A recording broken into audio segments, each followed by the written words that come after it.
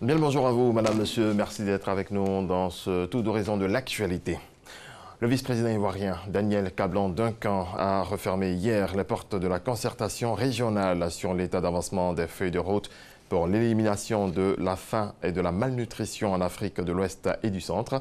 Pendant 2 jours, une cinquantaine de leaders africains engagés dans cette lutte ont pris part à la concertation, au cours de laquelle la situation régionale de la nutrition et de la sécurité alimentaire, les priorités communes, les défis, les opportunités et les attentes ont été dressées. Le 3e plan d'action national de lutte contre le travail des enfants demande un investissement de 76 milliards de francs CFA. L'accès des enfants à l'éducation et à la santé est en première ligne de ce nouveau plan lancé par la première dame de Côte d'Ivoire, Dominique Ouattara, et qui s'étend sur la période 2019-2021. Parlons à présent de climat, un projet régional de gestion des inondations et de la sécheresse dans le bassin versant de la Volta a été lancé à Abidjan. Il vise la mise en œuvre d'actions concrètes dans l'optique de réduire l'impact des changements climatiques dans le bassin de la Volta. Les explications de Grace Kando. Un nouveau projet pour accompagner les 6 pays du bassin de la Volta, à savoir la Côte d'Ivoire, le Burkina Faso, le Mali, le Togo, le Bénin et le Ghana, à faire face aux effets néfastes des changements climatiques. Il est dénommé Projet de gestion des inondations et de la sécheresse dans le bassin versant de la Volta. Ce projet revêt une importance capitale, en ce sens qu'il vise à développer, entre autres, les capacités non seulement des communautés locales, mais aussi des institutions nationales et régionales.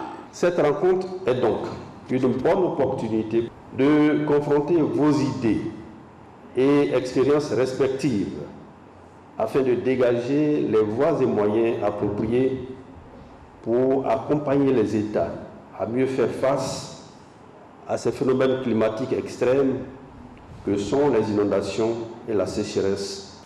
La Sodexam veut également apporter sa contribution au projet. Nous mettons les informations, les prévisions à la disposition des gestionnaires du bassin pour leur permettre d'anticiper la lutte contre le changement climatique et également d'anticiper la prévision au niveau de ces bassins-là en termes de risques climatiques, soit les crues, éclairs, les sorties d'eau, les inondations fluviales, les sécheresses également. Promouvoir la mise en place de la gestion intégrée des ressources en eau et le partage équitable des bénéfices découlant de leurs différentes utilisations et réaliser des projets et des ouvrages structurants communs sont entre autres les missions de l'autorité du bassin de la Volta. La prise en charge des femmes au centre de la 9e édition de la Journée internationale de la veuve. Un séminaire de formation sur l'entrepreneuriat féminin a été organisé pour l'occasion. Des activités, des distinctions et plusieurs autres activités ont été marquées l'événement le 23 juin dernier. Serge Coléa.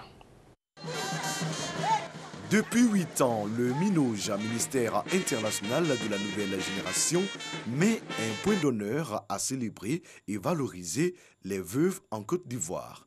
Le 23 juin, Journée internationale de la veuve, a été précédée de 3 jours de formation à l'entrepreneuriat féminin. Un expert consultant venu de France a instruit les femmes. On a vu qu'il y avait des possibilités à mettre en place pour créer des revenus supplémentaires pour les veuves. On s'est surtout axé ici sur Abidjan, sur l'agriculture urbaine, où on travaille, on a mis en place un potager, on va dire, pédagogique, et on a mis ça en test à l'ONG au siège à MINOJ. Soutenir les veuves, améliorer leur situation, favoriser une meilleure prise en charge de ces personnes en difficulté, c'est l'objectif de Béni Marthe Dion. La présidente du MINOJ se bat pour que les veuves ne soient pas délaissées pour compte, selon elle. Oui, c'est bien de donner à la veuve, mais il faut permettre à la veuve de se prendre en charge. Aujourd'hui, la veuve a besoin d'être autonome, qu'elle ne soit pas mendiante, chaque fois qu'on ne lui donne pas, mais que la veuve puisse aussi être un instrument pour faire avancer cette nation. Don de vivre, distinction des principaux donateurs et soutien des veuves, témoignages ainsi que des activités festives ont marqué cette célébration de la Journée internationale de la veuve. L'Organisation internationale pour l'immigration, OIM, a annoncé hier avoir secouru la semaine dernière plus de 400 migrants dans le désert au Niger.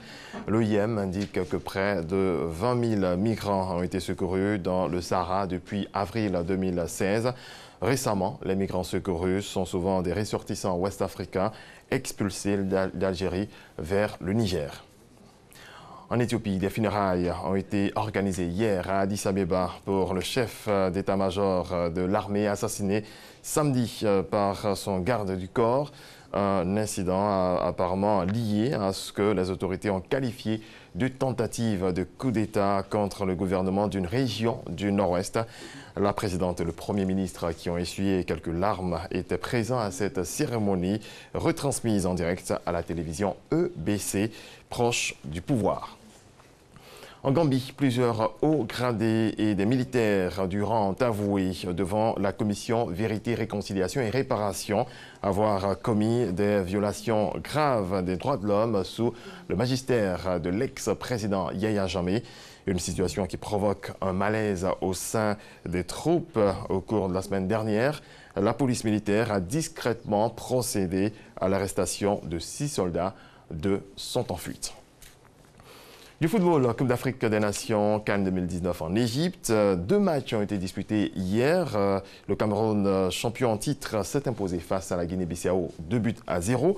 Dans l'autre rencontre de la soirée, le Ghana et le Bénin se sont neutralisés 2 buts partout. Les frères Ayou ont marqué. En réponse, Michael Poté a inscrit un doublé. À suivre aujourd'hui, Nigeria-Guinée à 14h30 temps universel, Ouganda-Zimbabwe à 17h et Égypte-République démocratique du Congo à 20h temps universel. Merci à toutes et à tous de votre attention. Excellente journée à vous. Merci. Merci Régis. Merci. On va supporter laquelle des équipes pour aujourd'hui? Aujourd'hui, moi je supporte la Habite. C'est